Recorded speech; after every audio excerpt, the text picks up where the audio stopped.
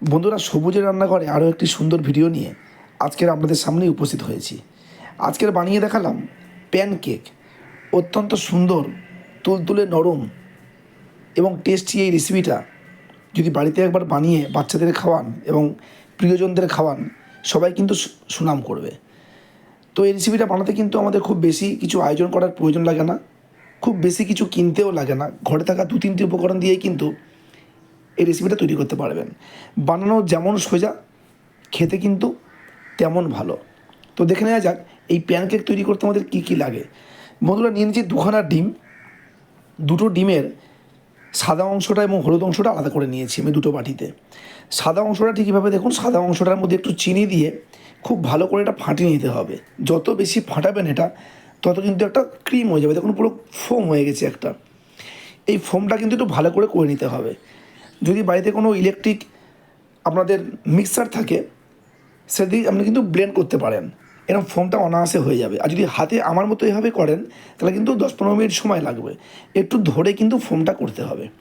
তো আরও একটা বাটিতে যে ডিমের সাদা অংশটা, হলুদ অংশটা ছিল, সেই হলুদ অংশটা কিন্তু আমি আরও একটি বাটিতে নিয়ে সেটাও ভালো করে ফেটিয়ে নিয়েছি।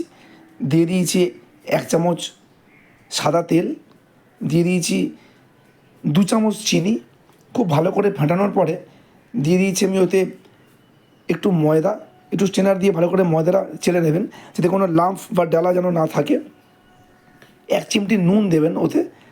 সমগ্র মিশ্রণটা খুব ভালো করে মেশানো হয়ে গেলে দিয়ে দেবেন 1 চামচ বেকিং পাউডার, 1/2 চামচ বেকিং সোডা, আর একটু ভ্যানিলা এসেন্স। দিয়ে দেবেন 3 থেকে 4 চামচ দুধ, অবশ্যই কাঁচা দুধ দেবেন। খুব ভালো করে মিশ্রণটা মিশিয়ে নেওয়ার পরে দিয়ে দিতে হবে এই সাদা অংশটা। ডিমের যে সাদা অংশটা আমরা ফেটিয়ে রেখেছিলাম, দেখুন কি সুন্দর ক্রিম হয়ে গিয়েছে। এই ক্রিমটা কিন্তু দিয়ে দেবেন। খুব হালকা হাতে পুরো মিশ্রণটা ভালো করে মিশিয়ে দিতে হবে। এবারে মিশ্রণটা যত বেশি ভালো হবে, মানে ফেটানো যত বেশি ভালো হবে, এই প্যানকেক কিন্তু তত বেশি কোয়ালিটিফুল হবে। এত নরম, এত সুস্বাদু, এত তুলতুলে এটা হবে এবং এত টেস্টি। একবার বানিয়ে দেখুন, আমাকে কমেন্ট করে জানান। তো দেখুন, এইভাবে আমি একটা ইন্ডাকশানে এটা আমি করে নেব। আমি 100 টেম্পারেচারে আমি এটাকে কুক করব আমি। তো ঠিক এইভাবেই একটুখানি বাটার নিয়ে সেই বাটার ব্রাশ করে নিয়েছি ফ্রাইং প্যানে। তারপরে দিয়ে দিয়েছি, গোল করে দিয়ে দিয়েছি এটা আমি একটা ছোট হাতা নিয়ে ঠিক গোল আকারে এটা দিয়ে দিয়েছিলাম। তারপরে ঠিক 50 থেকে 55 সেকেন্ডের মধ্যে কিন্তু একটা করে প্যানকেক কিন্তু আমাদের কুক হয়ে যায়। খুব বেশিক্ষণ কিন্তু রাখবে না, তাহলে কিন্তু পুড়ে যাবে।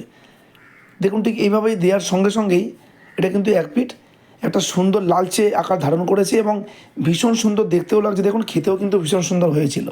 খেয়াল রাখতে হবে, খুব বেশি করে কিন্তু এটা ভাজা যাবে না। খুব সামান্য বাটার দিয়ে এটা তৈরি করতে হবে এবং গ্যাসে করলে একদম লো ফ্লেমে কিন্তু করতে হবে এবং খেয়াল রাখতে হবে যাতে পুড়ে না যায়, কারণ অত্যন্ত সামান্য সময় কিন্তু এটা রেডি হয়ে যায়। তো এই তৈরি হয়ে গেল আমাদের প্যানকেক। ওপর থেকে মধু ছড়িয়ে পরিবেশন করলাম। আপনারাও কিন্তু এভাবে করে দেখবেন।